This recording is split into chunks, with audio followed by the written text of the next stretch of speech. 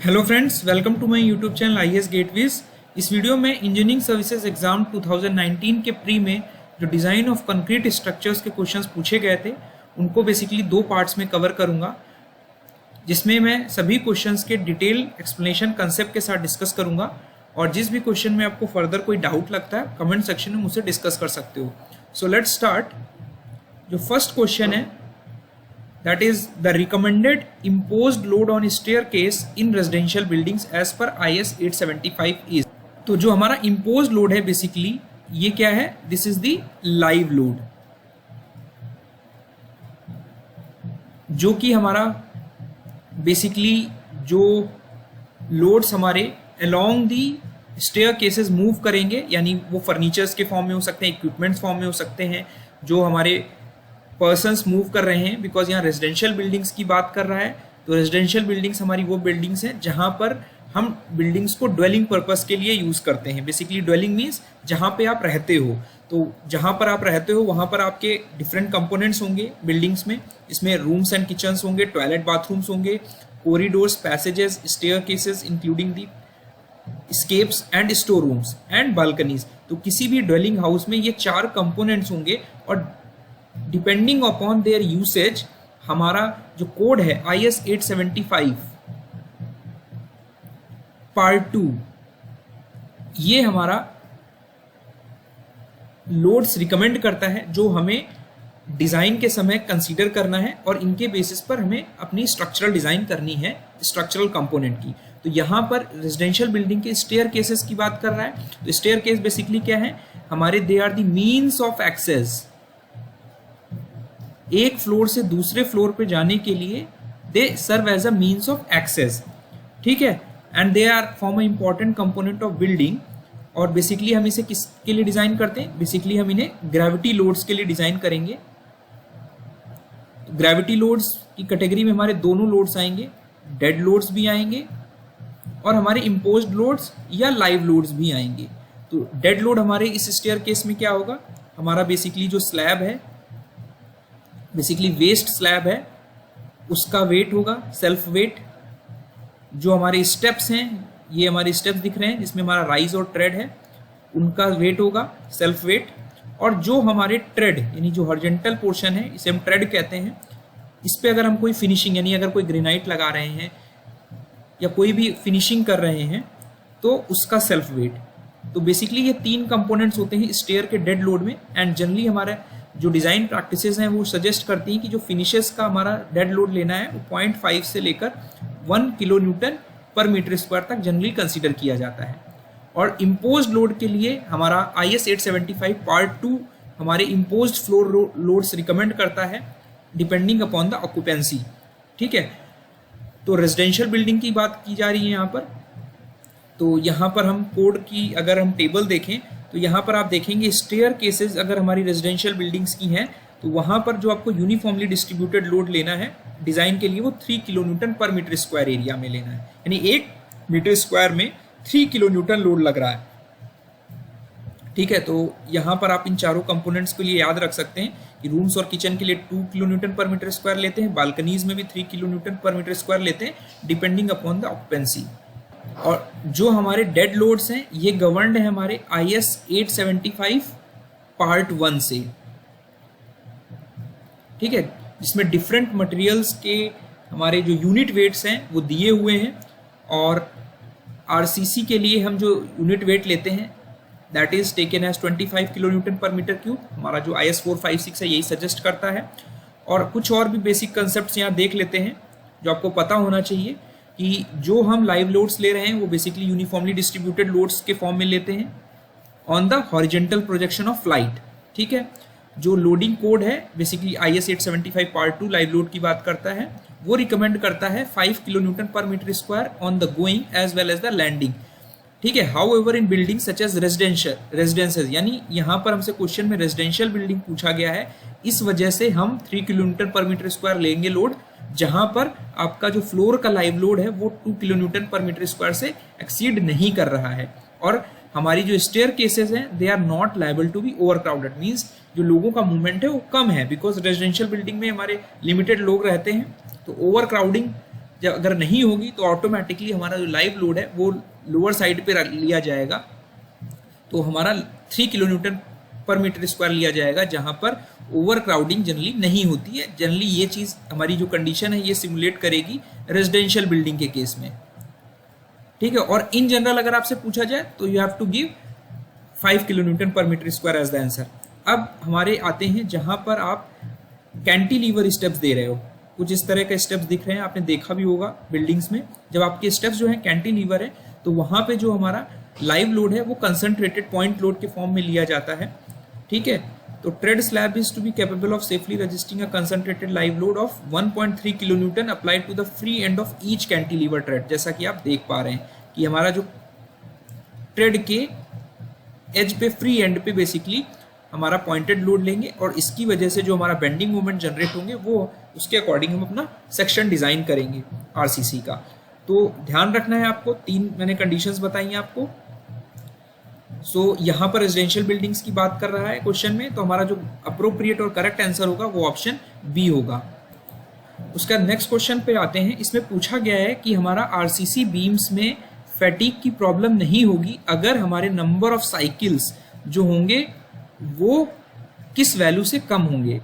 तो बेसिकली थोड़ा सा हम बैकग्राउंड में जाते हैं कि फैटिग बेसिकली होगा क्या आरसीसी में। It is a progressive permanent internal damage of the material. यहाँ पर मटेरियल हमारा क्या है, कंक्रीट है, और डैमेज कैसे होगा, due to fluctuating operational stress, यानी ड्यूरिंग द सर्विस लोड्स, ठीक है। जो सर्विस स्ट्रेसेस आ रही हैं वो फ्लक्चुएट कर रही हैं, ठीक है, and there may be reversal of stresses also, ठीक है, बिकॉज ऑफ रेपिटेटिव लोड्स। तो बेसिकली रेपिटेटिव लोड्स हमारे कहां पर होंगे, जो हमारे बेसिकली आप देख पा रहे हैं यहाँ पे ब्रिजेस हैं, यहाँ पर हमारे मूविंग लोड्स हैं।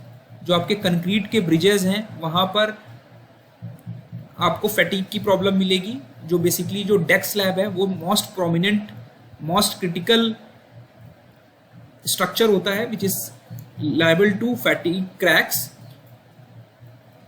एंड जो हमारे कंक्रीट के पेमेंट्स हैं वहां पर भी आपको फैटिग की प्रॉब्लम मिलेगी, ठीक है। और वो डिपेंड करती है जो किसी भी कंपोनेंट की, अगर आरसीसी की बात करें, आरसीसी में स्ट्रक्चरल मेंबर की बात करें, तो जो कि उस स्ट्रक्चरल मेंबर की फैटिग स्ट्रेंथ है वो डिपेंड करेगी कि हमारा रेंज ऑफ लोडिंग क्या है, किस रेट से लोड लग रहा है, सेंट्रिसिटी ऑफ लोडिंग क्या है, लोडिंग हिस्ट्री क्या है, मटेरियल की प्रॉपर्टीज क्या है और इन्वायरमेंटल कंडीशंस क्या हैं। तो बेसिकली किसी भी मेंबर के लिए, किसी भी आरसीसी मेंबर के लिए अगर आपको निकालना है फैटिग स्ट्रेंथ, तो बेसिकली आपको स्ट्रेस और नंबर ऑफ साइकिल्स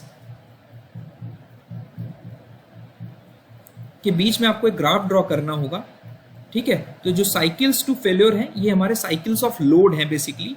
तो लॉगरिथमिक स्केल में हमने लिया और स्ट्रेस को लिया, इनके बीच में ग्राफ खींचा। तो आप देख रहे हो एक सर्टेन नंबर ऑफ साइकिल मान लेते हैं N1 के करस्पॉन्डिंग हमारी जो स्ट्रेस है, जिसपे हमारा स्ट्रक्चर बेसिकली फैटिग के बेसिस पर फेल कंसीडर किया जा रहा है। एंड बेसिकली जो फेलियर होगा दैट अकर्स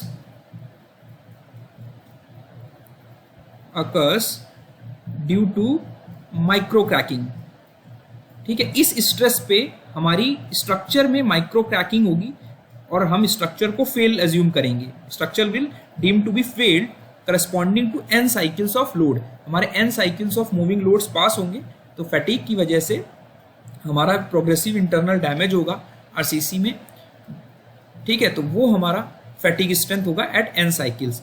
इसी तरह हमारी अगर हम नंबर ऑफ साइकिल्स बढ़ाते जाएंगे तो ऑटोमेटिकली हमारी जो फैटिग स्ट्रेंथ है वो कम होती जाएगी। मींस कम स्ट्रेसेस पे ही हमारे माइक्रो क्रैकिंग यानी क्रैक्स डेवलप होंगे स्ट्रक्चर में और हमारा स्ट्रक्चर फेल हो जाएगा।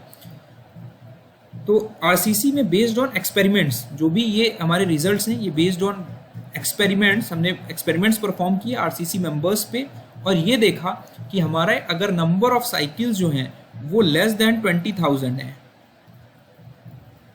तो हमारे आरसीसी बीम्स में फैटिग की डिजाइन को कंसीडर करने की जरूरत नहीं होती है, ठीक है। तो करेक्ट आंसर जो होगा ये हमारा 20,000 होगा, ठीक है। और आरसीसी बीम्स हमारी जनरली, जो आरसीसी बीम्स में आपने रेनफोर्समेंट डाला हुआ है ठीक है, वो कितने मिलियन लोड्स पे फेल होती हैं? Fails at 1 million load cycles. ठीक है, ये एक इंपॉर्टेंट चीज है। आरसीसी बीम में रेनफोर्समेंट जो फेल होगा वो अप्रोक्सीमेटली 1 मिलियन लोड साइकिल्स पर फेल होगा, और आरसीसी में फैटिग का इशू नहीं आएगा अगर हमारे नंबर ऑफ लोड साइकिल्स यानी रिपीटेटिव लोड्स जो हमारे पास हो रहे हैं स्ट्रक्चर से वो हमारे लेस देन 20,000 है। ठीक है, तो ये कुछ चीजें आपको ध्यान रखनी है।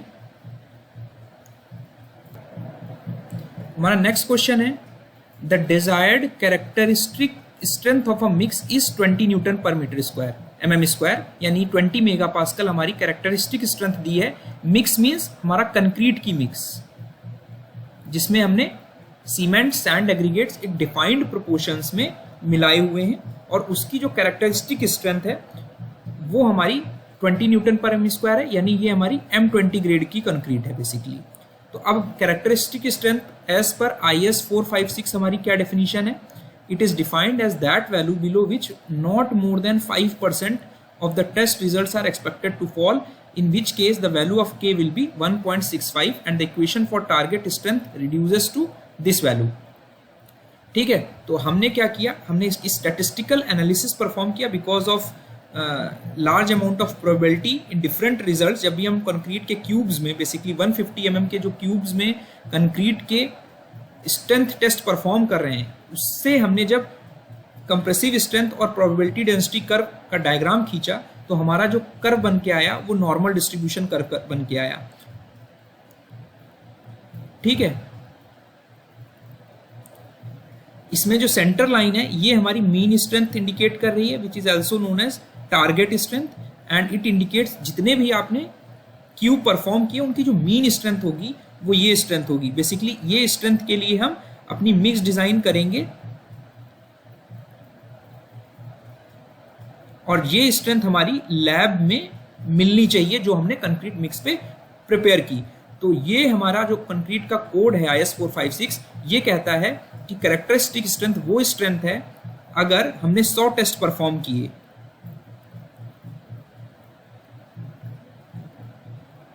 तो इनमें से केवल मैक्सिमम 5 टेस्ट ही होंगे ऐसे जिनकी स्ट्रेंथ जो होगी वो less than 20 newton per m square होगी, यानी FCK से कम होगी, which is known as characteristic strength. ठीक है, केवल हमारे 5 या 5 से कम क्यूब ऐसे होंगे जिनकी स्ट्रेंथ हमारी FCK से कम होगी। तो अगर उस ग्राफ में इस नॉर्मल डिस्ट्रीब्यूशन कर्व में हम लाइन खींच दें which represents a characteristic strength 5 FCK, तो इसमें जो ये वाला एरिया है this will indicate 5% of the test results, यानी 100 में से 5 क्यूब रिप्रेजेंट कर रहे हैं जो कि हमारे FCK से कम वैल्यू के हैं। ठीक है, और हमारी जो टारगेट स्ट्रेंथ है जो हमें अचीव करनी है लेबोरेटरी में, जिसके लिए हम मिक्स डिजाइन कर रहे हैं, वो हमारी हो जाएगी FCK plus 1 K sigma. Basically जो K है ये हमने कोड में डिफाइन कर दिया कि प्रोबेबिलिटी हमारी 5% है। इस 5% प्रोबेबिलिटी के करस्पॉन्डिंग जो हमारा ये फैक्टर आता है, ठीक है, तो K is basically a constant depending upon the probability of certain number of results likely to fall below FCK। तो K हमारा इस प्रोबेबिलिटी पर डिपेंडेड है। तो यहाँ 5% प्रोबेबिलिटी है। ठीक है, तो 5% प्रोबेबिलिटी का मतलब हमारी 5/100 यानी 1/20 इज द प्रोबेबिलिटी, यानी 20 में से एक सैंपल ऐसा हो सकता है जिसकी स्ट्रेंथ FCK से कम हो। तो उस केस में जो टारगेट मीन स्ट्रेंथ होगी पूरे ग्रुप के जितने भी हमने रिजल्ट्स परफॉर्म किए वो FCK प्लस K सिग्मा होनी चाहिए। तो अब K की वैल्यू क्या होगी हमारी 1.65, और यहाँ पर यही 1.65 की वैल्यू जो दी है वो क्वेश्चन में 1.645 दे दी है। ठीक है, अगर नहीं दी होती आपको तो 1.65 आपको यूज करनी थी। अब अगर यहाँ पर क्वेश्चन में ये दे देता कि कैरेक्टर स्ट्रेंथ की डेफिनेशन 5% की जगह 10% हो जाती, ठीक है, तो हमारा 10% के करस्पॉन्डिंग हमारी जो प्रोबेबिलिटी होती वो हो जाती 1/10, इसके करस्पॉन्डिंग हमारी जो K वैल्यू होती वो हो जाती 1.28। ये हमारे प्रोबेबिलिटी डेंसिटी फंक्शन से निकाले गए हैं ये फैक्टर्स। अगर हमारी 20% प्रोबेबिलिटी होती यानी 100 में से 20 क्यूब या उससे कम क्यूब हमारे FCK से कम रिजल्ट दे रहे हैं तो 1/5 हो जाती प्रोबेबिलिटी, जिसके करस्पॉन्डिंग हमारा 0.84 फैक्टर हो जाता। 1 in 15 अगर हमारी प्रोबेबिलिटी होती तो हमारा ये फैक्टर 1.5 हो जाता। तो ये वैल्यूज आपको ध्यान रखनी है, ये कभी और एग्जाम में फ्यूचर में पूछी जा सकती हैं। ठीक है, अब हमारा जो IS 456 है उसके अमेंडमेंट 4, इसके बारे में वीडियोस में बात कर चुका हूँ। 2013 में अमेंडमेंट आया जिसमें हमारा एक स्टैंडर्ड डेविएशन एज्यूम करने को बोला गया कि M20 और M25 के लिए अगर हमारे पास एस्टैब्लिश्ड स्टैंडर्ड डेविएशन नहीं है, जो कि basically a function of degree of quality control है, ठीक है, वो हमारा 4 लेना है। और यहाँ पर भी आपको 4 दिया हुआ है। तो अगर क्वेश्चन में नहीं दिया होता तो आपको ये टेबल याद होनी जरूरी थी, आपको यहाँ से लेना था। क्वेश्चन में दे दिया गया, क्वेश्चन को ईजी कर दिया गया बेसिकली। तो M20 और M25 के लिए 4 लेना है स्टैंडर्ड डेविएशन। और बेसिकली फील्ड प्रैक्टिस क्या है, जब भी हम कंक्रीटिंग करते हैं तो बेसिकली हमें 30 सैंपल्स यानी 90 क्यूब्स की 28 डेज की स्ट्रेंथ के बेसिस पे हमें 20 ये स्टैंडर्ड डेविएशन इस्टेब्लिश करना रहता है, जो कि मैंने एक सेपरेट वीडियो बना रखा है कि हम कैसे निकालते हैं। IS 456 के कोडल प्रोविजंस के एक्सप्लेनेशन में मैंने अच्छे से एक्सप्लेन किया एग्जाम्पल के साथ, आप उसे रेफर कर सकते हो। अब इसमें पूछा गया है कि हमारी एवरेज स्ट्रेंथ यानी टारगेट स्ट्रेंथ कितनी होगी, यानी जितने भी आपने क्यूब्स टेस्ट किए उनकी जो एवरेज रिजल्ट होगी वो कितनी होगी, जो आपको फील्ड आपको लैब में मिलनी चाहिए। बेसिकली अभी हम लैब की बात कर रहे हैं। जो भी टारगेट मीन स्ट्रेंथ का कंसेप्ट है वो आपका लेबोरेटरी में जो मिक्स डिजाइन कर रहे हैं आप, उससे रिलेवेंट है। तो FCK प्लस 1.645 सिग्मा, तो यहाँ पे ये वैल्यू सब्स्टिट्यूट करेंगे तो आपको जो रिजल्ट मिलेगा वो मिलेगा 26.6। तो करेक्ट आंसर जो होगा वो ऑप्शन C होगा। तो आपको ध्यान रखना है बेसिकली ये सारी चीजें। नेक्स्ट क्वेश्चन है हमारा कि एक स्ट्रट है हमारे पास जिसका जो क्रॉस सेक्शन है वो सर्कुलर बार है। ठीक है, स्ट्रट बेसिकली क्या है हमारा, it is a compression member.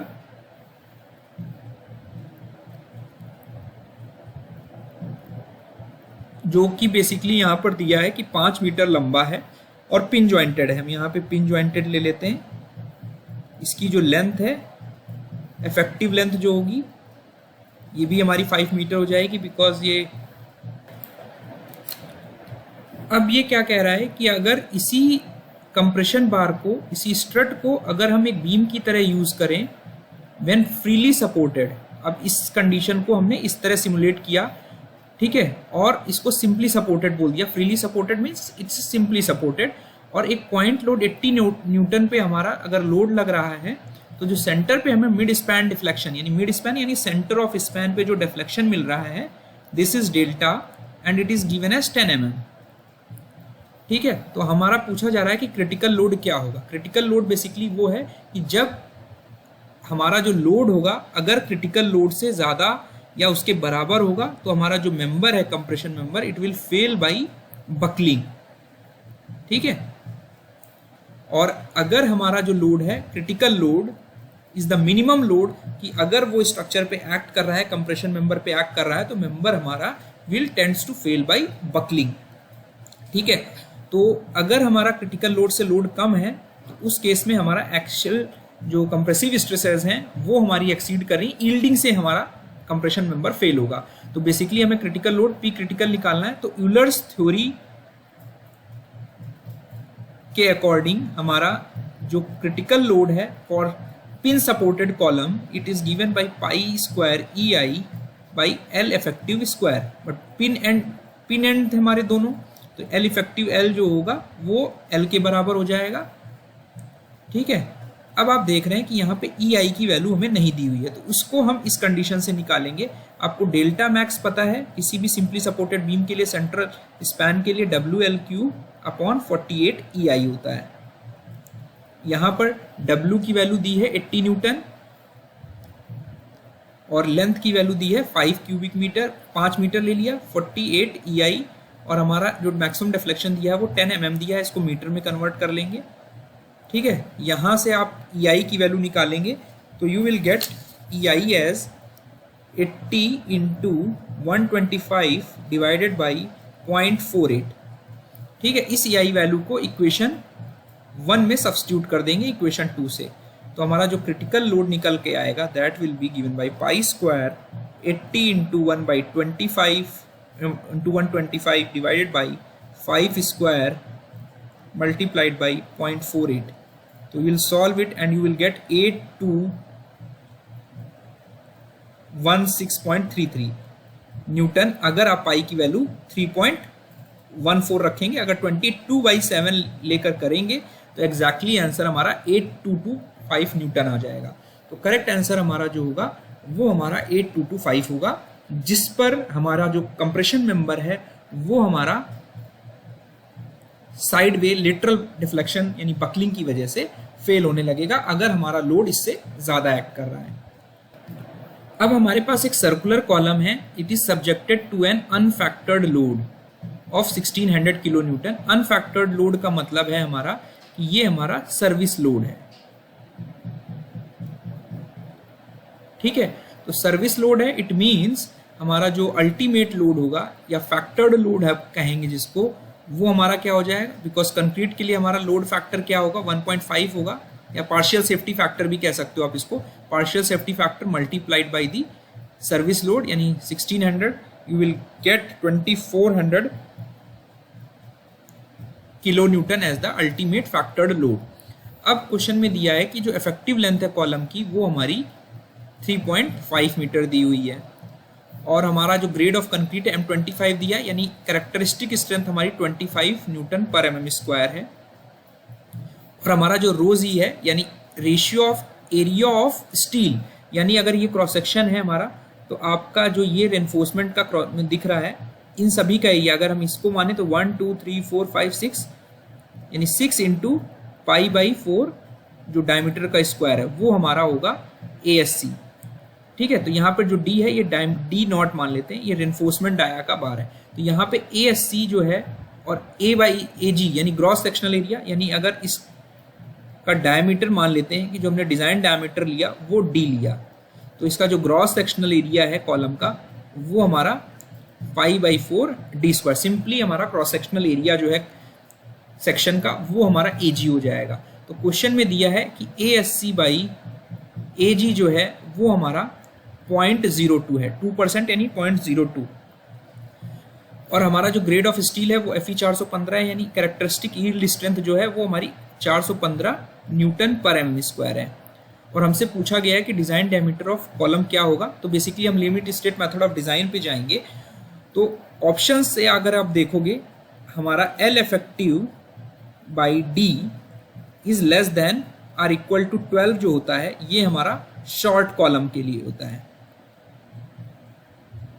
तो अगर आप डायमीटर चेक करोगे तो D is greater than or equal to L effective हमारा कितना है 3500 डिवाइडेड बाई 12, तो इसको आप करोगे तो आपकी वैल्यू जो आएगी 291.67। अब आप देख पा रहे हो कि जो आपकी ओवरऑल डायमेंशन D है ये 291 से बड़ी है सारी वैल्यूज, इट मीन्स कि यहाँ पे जो कॉलम अंडर कंसिडरेशन है ये हमारा शॉर्ट कॉलम है और इसेंट्रिसिटी की कोई बात नहीं कर रहा है।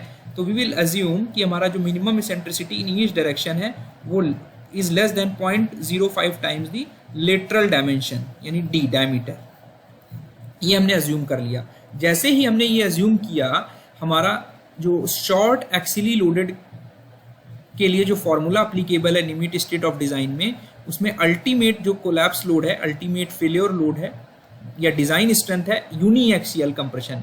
यहाँ पे eccentricity is neglected, eccentricity is neglected इसलिए नेग्लेक्ट कर देते हैं बिकॉज वहाँ पे जो मिनिमम इसेंट्रिसिटी है किसी भी डायरेक्शन में वो हमारी 5% ऑफ दी जो डायमेंशन है लेटरल डायमेंशन उससे कम है, ठीक है, including effect of minimum eccentricity. तो ये जो है ये हमारा रेक्टेंगुलर या स्क्वायर कॉलम के लिए है। जैसे ही हम सर्कुलर कॉलम बोलते हैं, सर्कुलर कॉलम में हमारा कन्फाइनमेंट एक्शन की वजह से हम स्पाइरल रेनफोर्समेंट प्रोवाइड करते हैं बिकॉज वहां पर हम अल्टीमेट स्ट्रेंथ जो है 5% इस वैल्यू से ज्यादा ले लेते हैं। तो हमारी जो डिजाइन स्ट्रेंथ आएगी that will be enhanced by 5% for spiral column, जहां पे स्पाइरल हमारा रेनफोर्समेंट है, it will be given by 0.4 FCK AG plus 0.67 FY minus 0.4 FCK। इसका जो फॉर्मूले का डेरिवेशन उस पर नहीं जा रहा हूं मैं, ठीक है। अब यहां पर क्या करिए आप, यहां पर ASC की वैल्यू जो थी वो 0.02 AG रख दीजिए और सिंपली आप FCK की वैल्यू आपने जो क्वेश्चन में दे रखी थी, यहाँ पर आप देख पा रहे हैं FCK की वैल्यू 25 दी हुई है, तो यू विल सब्स्टिट्यूट 25 और FY की वैल्यू 415 दी हुई है, सब्स्टिट्यूट करेंगे और SC की जगह 0.02 AG सब्स्टिट्यूट करेंगे, तो आपका जो ग्रॉस सेक्शनल एरिया निकल कर आएगा वो आएगा 156,239.82 mm स्क्वायर। अब एरिया और ग्रॉस सेक्शनल एरिया हमारा यहाँ पर इक्वेट करेंगे, तो आपकी जो D है वो आ जाएगी आपकी 4 AG/पाई। यहाँ से आप सॉल्व करोगे तो D की वैल्यू आ जाएगी 446 mm। ठीक है, तो यहाँ पर अगर आप ऑप्शंस देखोगे तो करेक्ट आंसर जो होगा वो ऑप्शन ए होगा। आई होप आपको मेरा वीडियो पसंद आया होगा। इस तरह के फर्दर वीडियोस में कंसेप्ट के साथ आपको बताता रहूँगा, और नेक्स्ट वीडियो में मैं फर्दर बचे हुए क्वेश्चंस RCC के कंप्लीट कर दूंगा 2019 में जो पूछे गए थे। Thank you and all the best.